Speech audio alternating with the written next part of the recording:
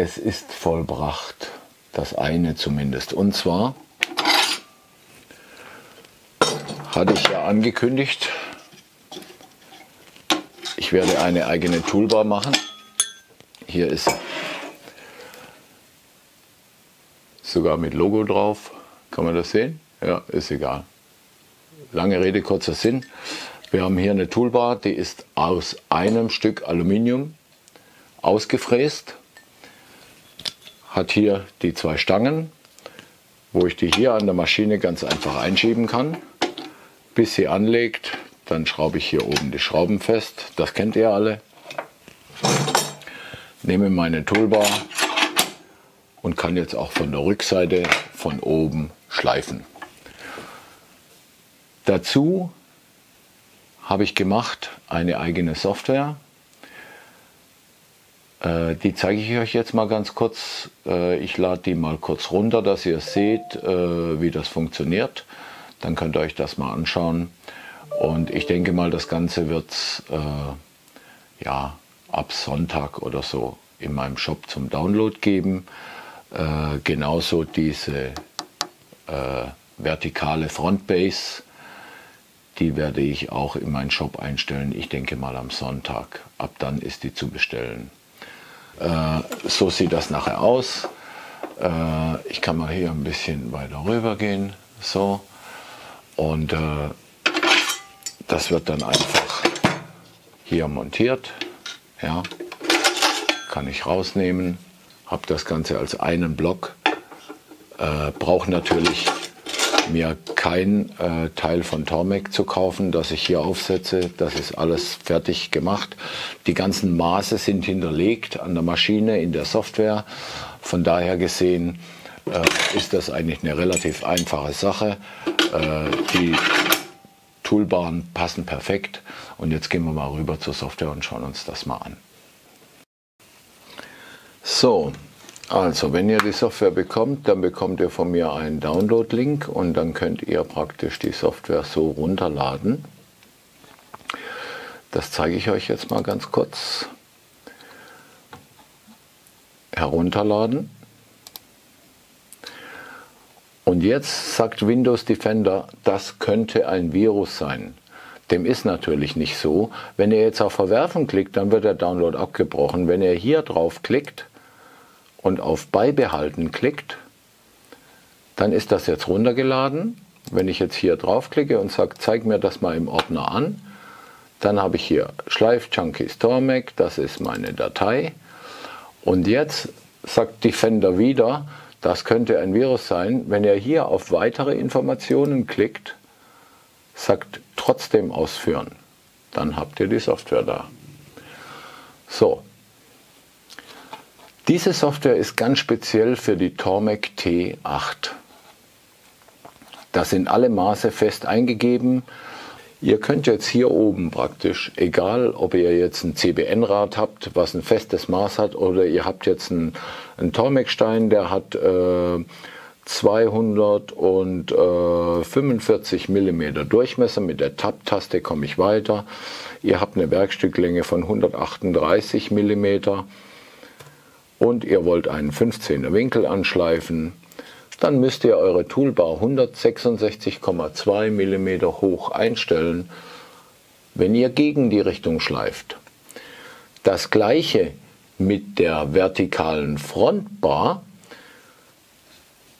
Da gehe ich darüber, gebe einen 245 mm, habe ich Durchmesser, ich habe 138 mm Werkstücklänge, Tab-Taste, ich will 15 Grad schleifen und bingo, ich habe hier 84,6 mm, das ist die Höhe meiner Toolbar, die ich einstellen muss an der vertikalen Frontbase.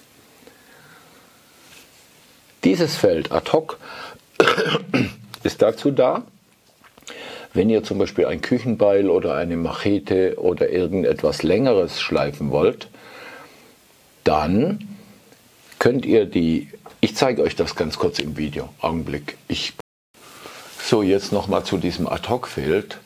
Wenn ihr jetzt ein längeres Werkstück habt, ich sage mal 170, 180 mm, weil ihr ein 20 cm Beil vorne drin stecken habt oder sowas, dann könnt ihr hier die vertikale Frontbase ja noch rausziehen, ja. So,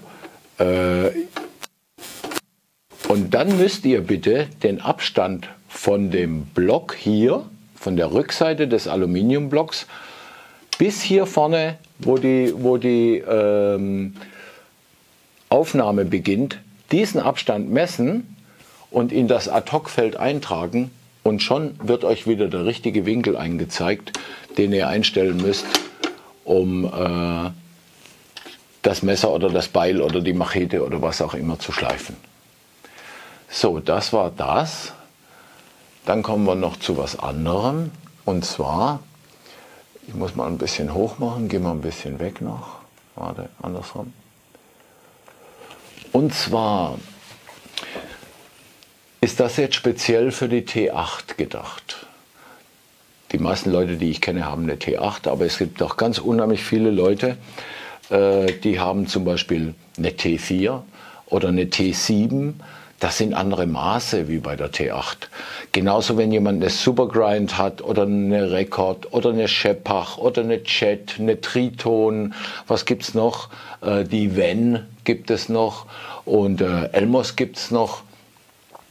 Für alle Besitzer dieser Maschinen, Leute, ab Sonntag wird es bei mir eine Software geben, genau gleich wie die, was ihr gesehen habt für die T8, für jede dieser Maschinen passend.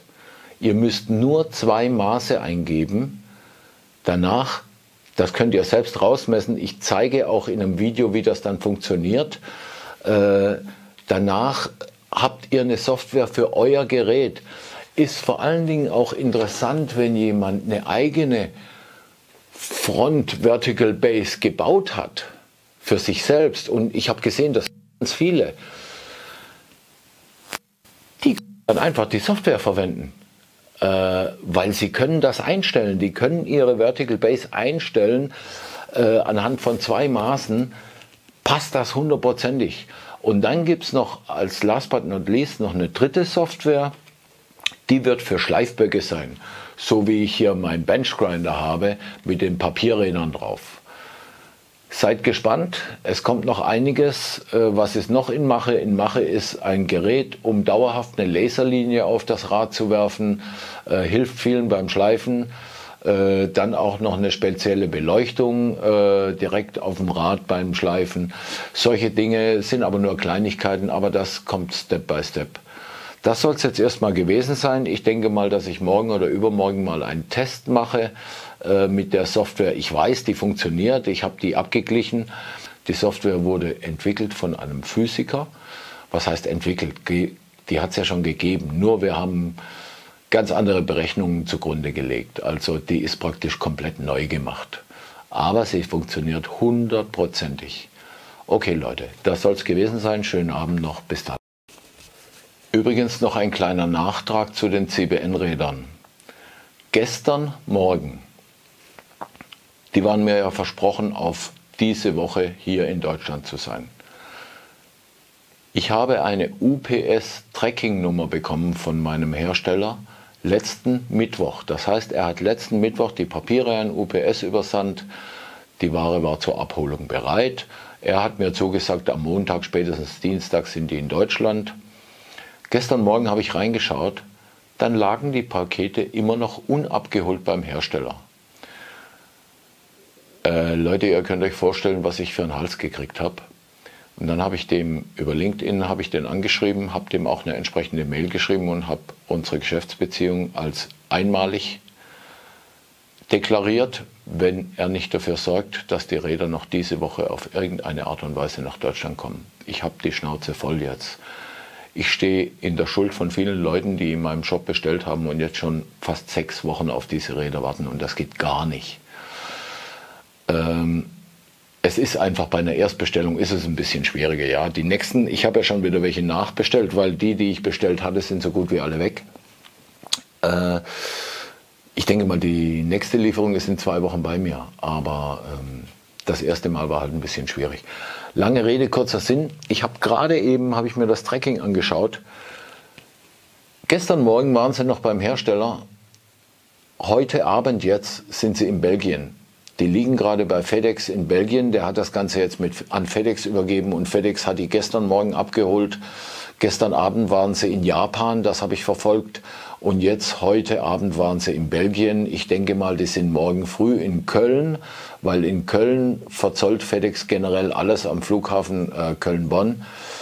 Mit FedEx habe ich telefoniert, ich habe die ganzen Zollerklärungen abgegeben und so weiter. Das sollte eigentlich reibungslos funktionieren, sodass ich ganz stark hoffe, dass ich sie am Freitag, aber wirklich spätestens am Montag habe. Und Leute, ganz ehrlich versprochen, die gehen sofort an euch raus, weil niemand ist glücklicher wie ich, wenn ihr die Dinger endlich in den Händen haltet.